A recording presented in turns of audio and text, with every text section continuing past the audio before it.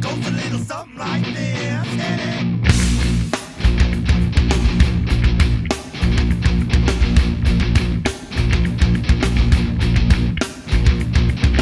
Sometimes I just feel like giving up.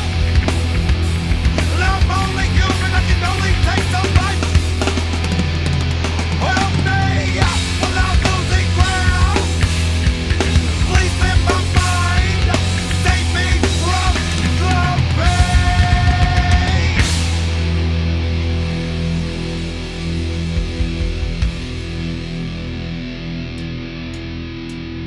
But I ain't giving up.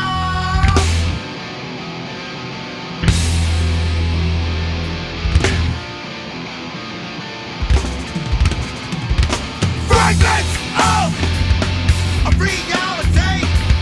Fragments of a reality.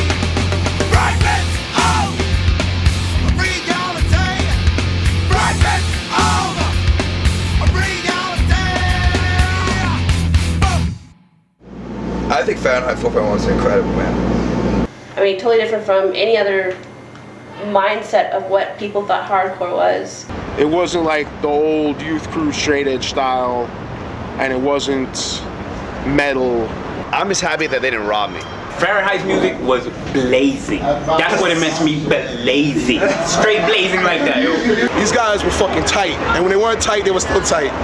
Fahrenheit was undeniable as a force. The lyrics was hot, the beats was off the hook, the guitar playing, everything was key, yo, everything. I don't really know if I've ever seen a bad Fahrenheit show, honestly. The fact that they didn't sound like every other band is what had me coming to the show. I always thought that they should have been bigger than they were. Fahrenheit had a lot to offer the music scene, not just in New York, but the country and around the world. And they were good. And I didn't want to like them because they weren't all white, but sometimes you gotta do that, you know? Amazing. And when Fahrenheit played, it was like fun. Thought like I was listening to something that was like innovative. I remember if you guys were, when I had Crown Thorns, you guys reminded that kind of style of music, like you weren't like a hardcore band, you're like post-hardcore. I wish they would have broke up like sooner. But whatever. That was a good show. Barely remember being there. It was funky. What was what? It was funky. I think musically, it was really unique. High energy. There was a level of being outside the box.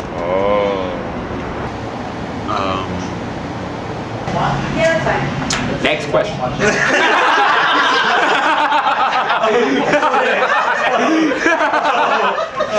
Sorry. Oh no. It's like that, all right.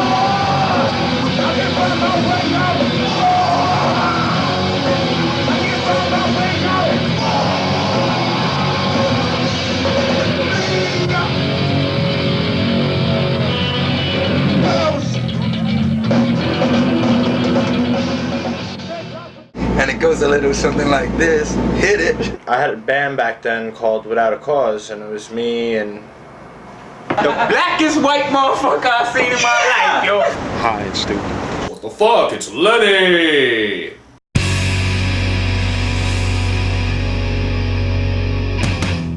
I knew Ray Malone, who played drums. Me and him used to jam out his basement. He called called me up one day to come down and try out. So I came down to Lenny's crib and basically, you know, auditioned, and it was all good from there. Oh, where's the buffet? Beautiful big teddy bear. Like, what is he, like, some kind of Hispanic guy? He's Dominican. Yeah, whatever.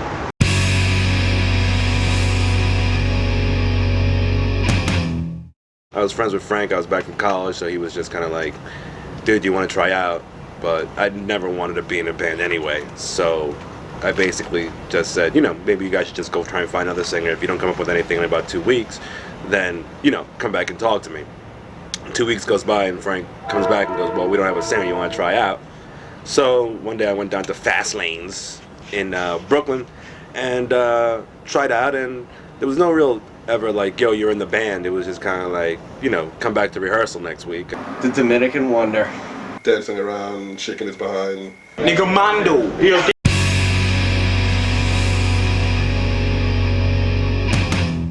Then we got offered the New York's Hardest compilation. The only thing I really remember about that is Dave Mitchell not playing bass. 2-3 weeks after New York's Hardest recording, we decided to audition 3 guys. Kevin was the third guy. And I jokingly said to Frank, well, you know, I'll try out. And he kind of looked at me and, you know, kind of shrugged me off like, yeah, all right. Well, anyway, Caesar plugged me in, and I guess a few months later, I ended up trying out, and the rest is history. Speaking of basketball jerseys. Yeah, Kevin Smith never stabbed me, man. He was always fucking cool. Smoke the hell out of a blunt and be rolling another one on the second, you know what I mean? So.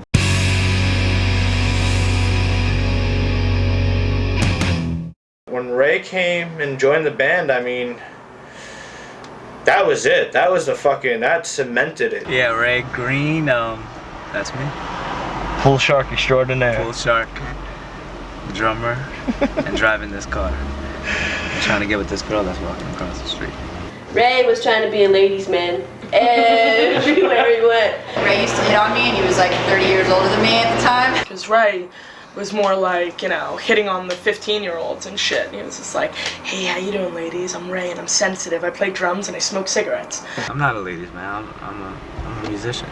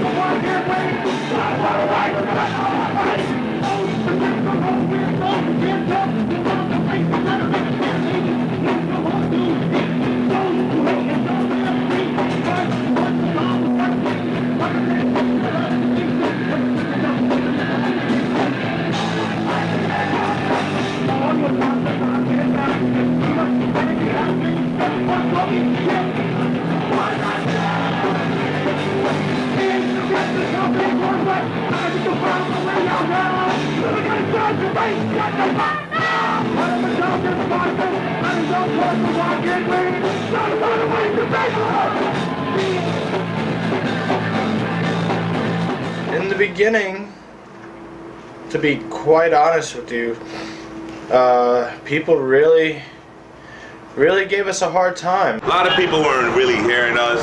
The first year and a half, I mean, we only played Queens in the Bronx. But we kept on playing the show, opening up, playing any type of show we could get, and just, you know, doing our thing.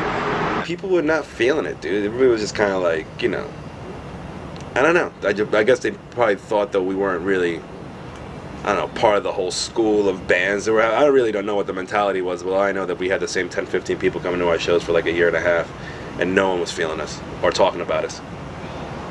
I mean, we played anywhere. We played any fucking show. I remember the first time I saw it was at the Pit. And it was this small little club on 15th Street. I swear to God, it was like being in somebody's living room, like in a railroad apartment.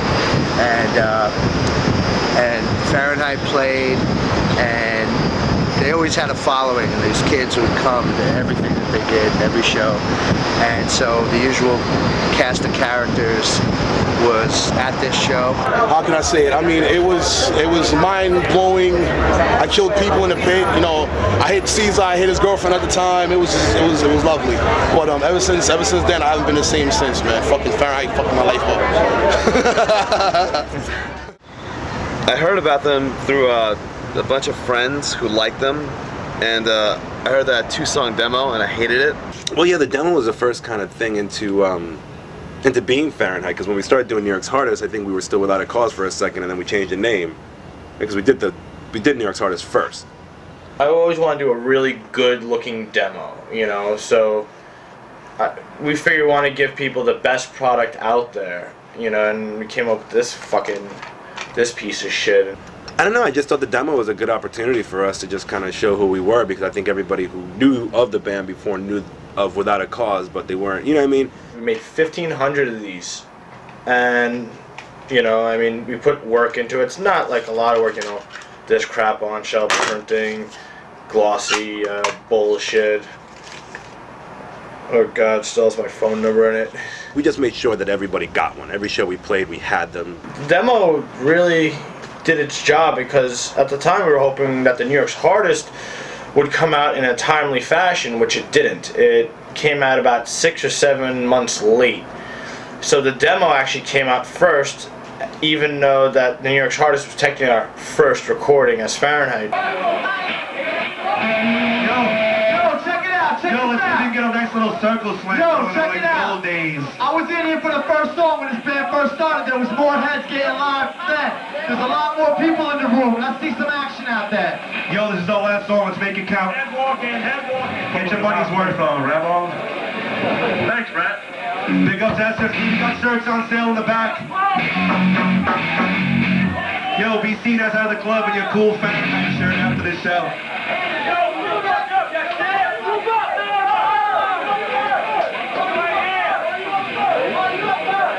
I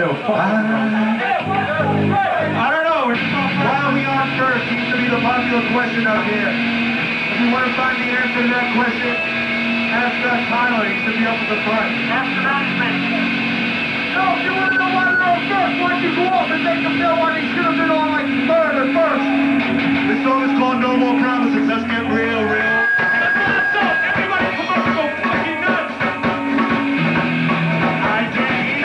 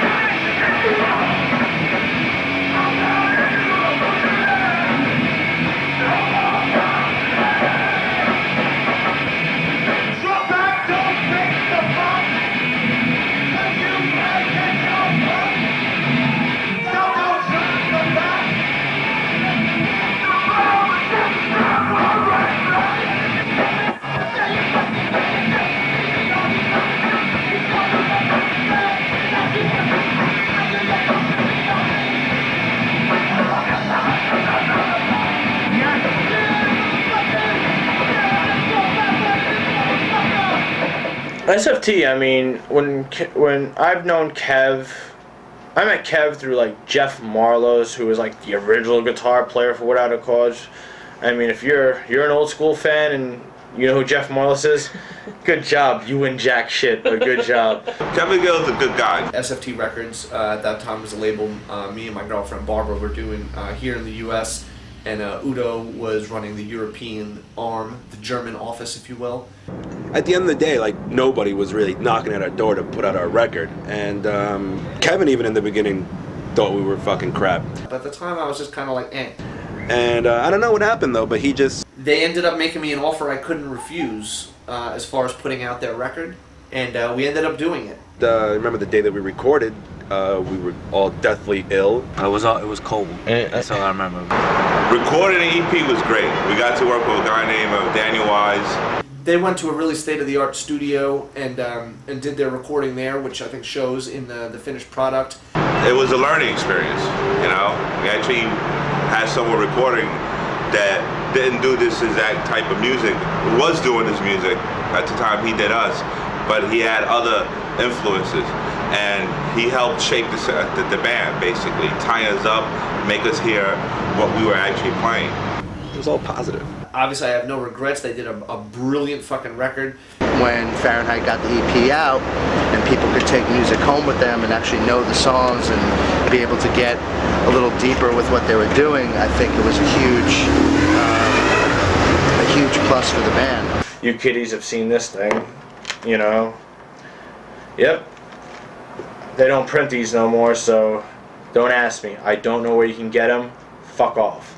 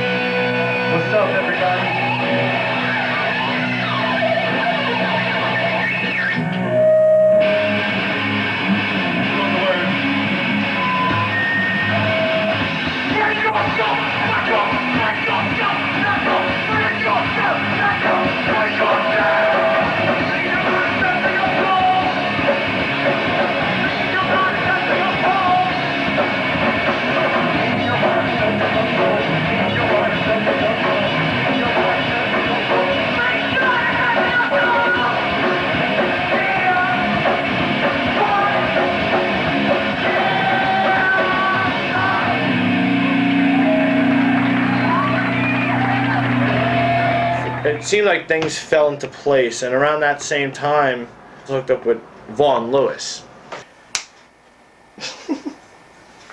Vaughn Lewis was a guy who used to come to our shows and take photos. He was like known as the picture guy at the hardcore shows. I mean, he was like an investment banker, I actually believe, before he became a manager. So I started like getting in contact with Vaughn when he was taking pictures of the band, so I would always meet up with him at his job and go pick up pictures and shit like that and just talk. I mean, just a good guy to throw stuff, you know, against and just talk to about stuff. One day I was, you know, helping Toby from H2O move. He was moving from one spot to the next, and I was helping him move, and they were about to go on tour. And he was like, hey, you know, we need someone to sell merchandise on the tour.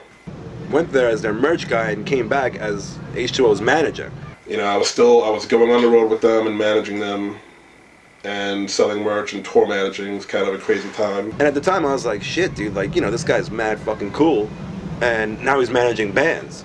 And all I kept thinking was like, we just need a little something to get us to that place.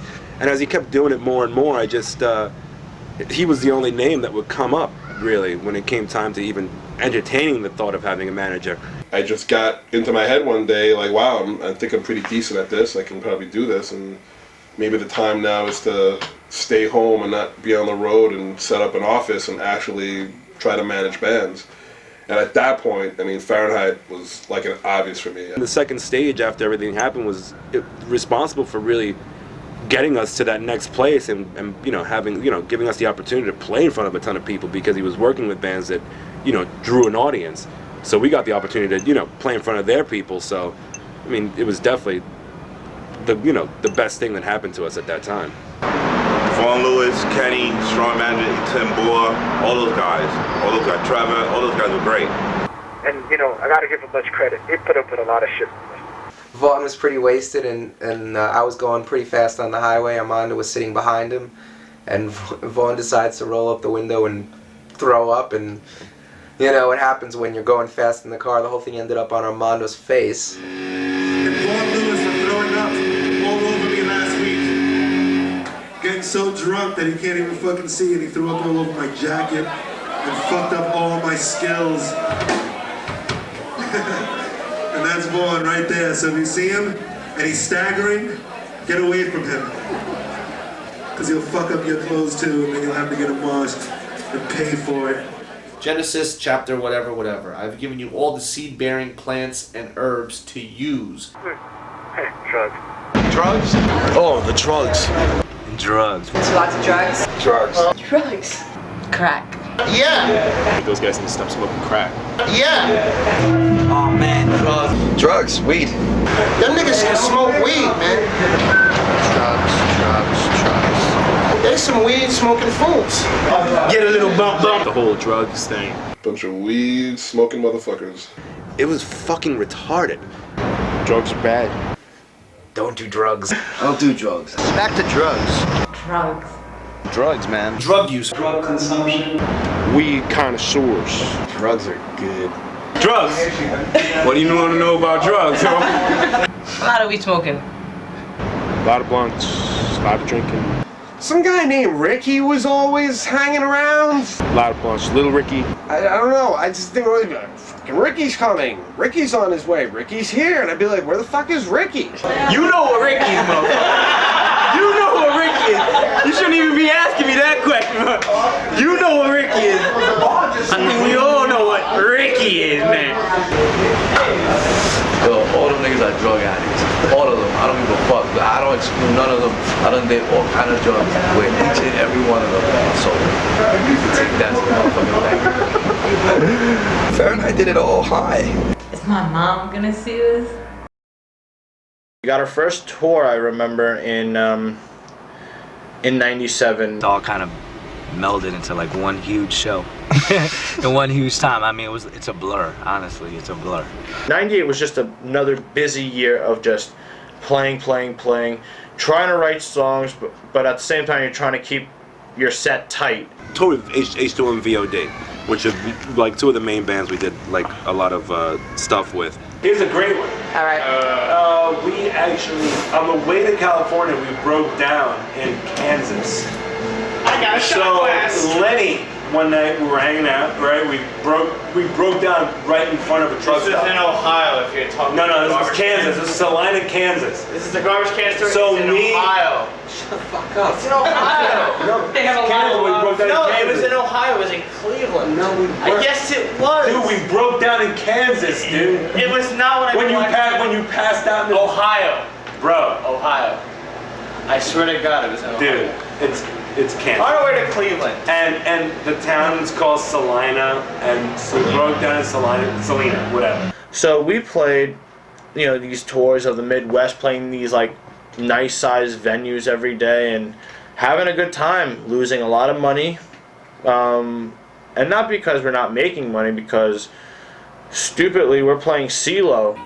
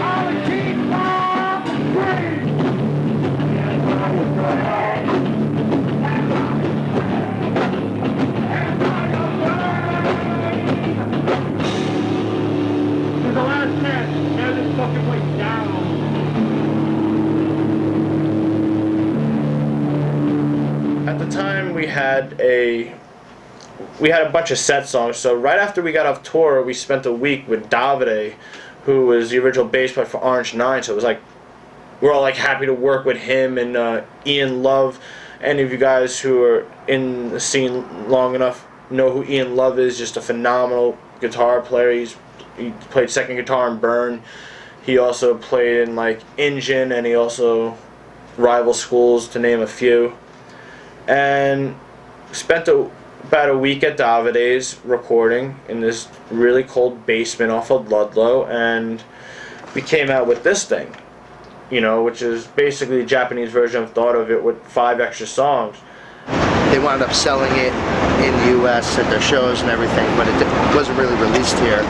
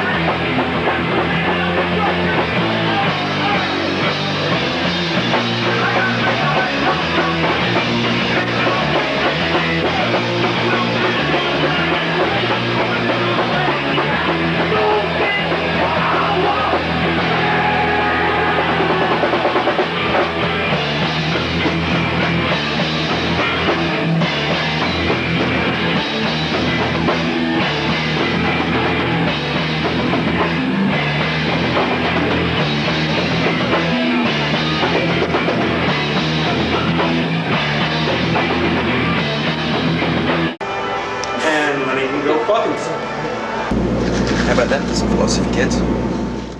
It seemed like the band had gone into this period where they were playing shows very sporadically and randomly, weren't kind of as active as they used to be, but were writing for a record.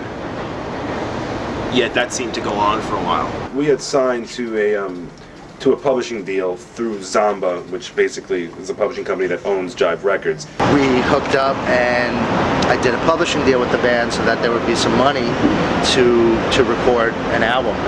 We figured now with a label and money behind us, we can do it. And it led to more problems.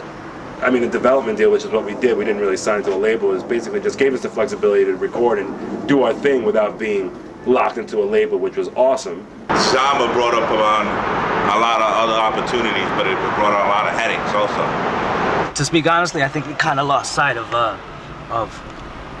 doing music that we felt we should be playing. We were kind of doing music that we felt the people that were interested in us wanted to hear. Writing those songs in the later part of Fahrenheit, it became too complex. When we went to go record that record that never came out, we went to Purple Light Studios in Brooklyn. Recording was always the thing that I hated the most about being in a band. Like, I always just loved just playing shows. Spent 2.5 months wasting, I don't know, about 70 grand on a record that never saw the fucking light of day. We would make songs and we would send them to people, and then they would send them back to us and tell us that they needed things to change, which we weren't really used to dealing with. You know, we were never used to having anybody come back and be like, yo, this song's not right, you need to go back in there and do it again.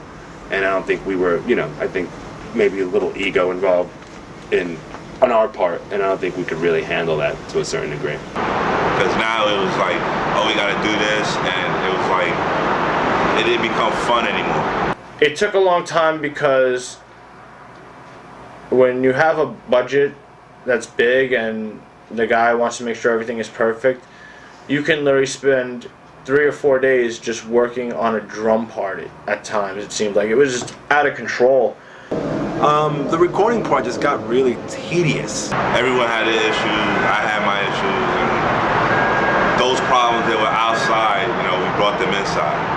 Everybody wasn't committed, but yet we were still trying to record, and yet we were still trying to juggle that and find a label. Tensions really built up in all of 2000.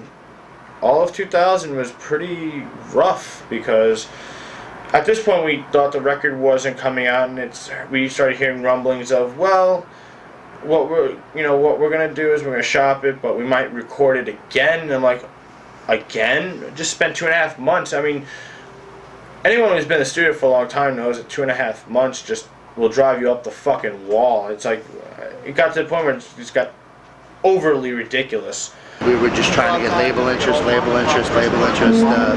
couple of the, the usual suspects were interested, but I think we all, thought that we could do bigger and better. And I think maybe we waited a little too long to just go with someone we kind of trusted to put a record out. The end. Let's just say 2 guys in the band, had kind of grown weary of one another. It was definitely like kind of getting to a point, because we were having problems for so long, but we just kind of let it go for the sake of the band, and it just exploded at one point. If we would have been really smart, we would have took some time off. We would have said, listen guys, we need like a few months off just to recollect our thoughts, pull back and go, what the fuck are we doing? We're rushing into things, or we need to come up with a real deal game plan and stick with it. Let Frank do his thing while we write some more songs or something. But we didn't, and things just built to a head to the point where, Frank was let go out of the band. We lost a big chunk of who we were when Frank wasn't in the band. You know what I mean? It's like he was a big part of what we sounded like. And I know that as soon as the decision was made about Frank, I know that I felt like, it's just not the same. About a month later, Mondo went. The band, for some reason, I felt, ended at the wrong time for the right reasons. That was really the end of it. the band fizzled the fuck away.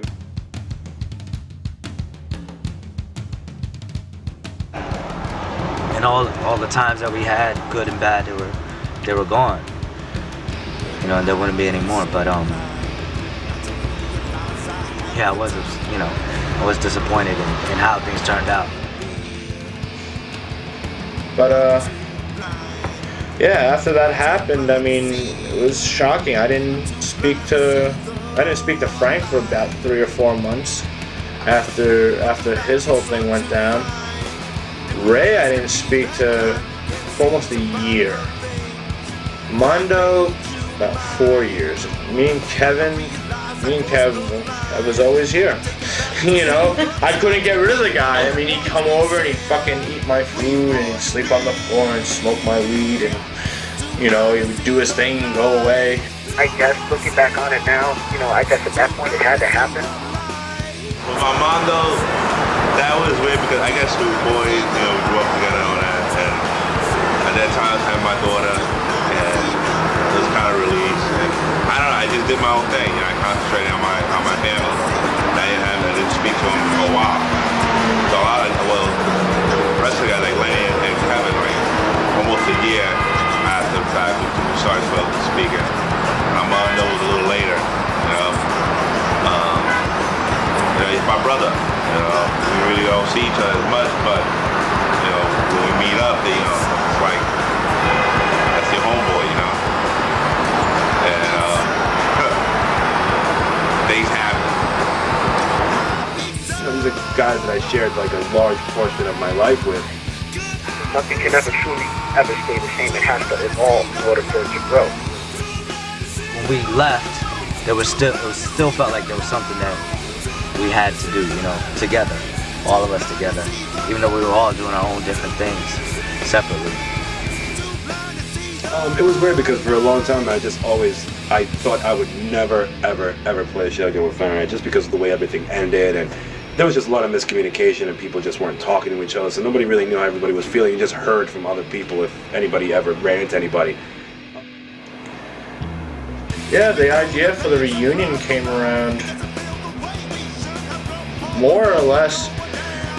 No Redeeming had a DVD release party, and the DVD release party was like, you know, this event. I heard Armando's gonna be there, and I'm like, oh, this should be interesting, because I really didn't know how things were gonna be. I didn't know if it was gonna be a, you know, nasty fuck you fest, or if it was gonna be like kind of chill and everyone's gonna, you know, have a good time. It wasn't really anything weird. We just were in the room and we kind of just picked up where we left off and just started talking. I always felt like, you know, we had to do at least one more thing. Yeah. To like close the door on Fahrenheit. And I think I just brought up to Lenny, like maybe we should think about doing a last show since we just kind of broke up and never did a last show together. Rehearsing was like, it was fresh again, it was great. Finally ended the band the right fucking way. It was just an amazing show. I mean, like the place was packed and it was just like the old times, you know. It's like the old times. It was a good show. We got to see a lot of our old friends, a lot of fans that we haven't seen in a long time popped up. They got their families, you know, they're doing their thing. It was great. It was a beautiful thing, you know. To have my friends back from that point in time again, you know, it just feels good. We were never able to grab the brass ring, but we did touch it a couple times, and it felt good. Yo, what's up? This is Lenny. I'm not gonna be around, so if you need me, I'll leave a message here and I'll do my best, but I won't call you back till Sunday because I'm not gonna be around till Sunday. So if you can, leave a message here, but I won't get it till Sunday. I'm going Nazi hunting. I was like, what the fuck? Why not kill a few? Peace. Thank you. Fahrenheit 451. Good job, kids. Nicely done. Did the good thing broke up before you ever sucked? Still never got a shirt, man. Thanks. Lenny's a douchebag. Fuck Fahrenheit. Is this your Fuck Playgirl Lenny. spread that you were talking Yeah, this is my Playgirl spread. Fuck Lenny, fuck Armando, fuck all of you. Shitty band. And Kevin's a great kisser too. and I know that, you know, when Lenny and Kevin stopped dating each other, it was really hard on the band. Might have contributed to the breakup. But it's cool that they were mature enough to keep playing music. It's a lot like a hardcore Fleetwood Mac. You know how Fleetwood Mac, they all kind of dated each other? It was a lot like that with Fahrenheit. They would love triangles, love squares, love rectangles, octagons, all that. And yet they still managed to make some great music through all of it. I think the pain of the heartache inspired a lot of the songs. I mean, you know what? You know, Too Blind to See the Light was one of the most beautiful love songs one man ever sung to another man he was in a band with. Just say something to the camera. He's fucking nuts. I just want the vodka, then. All right, you have any final words? Fuck you.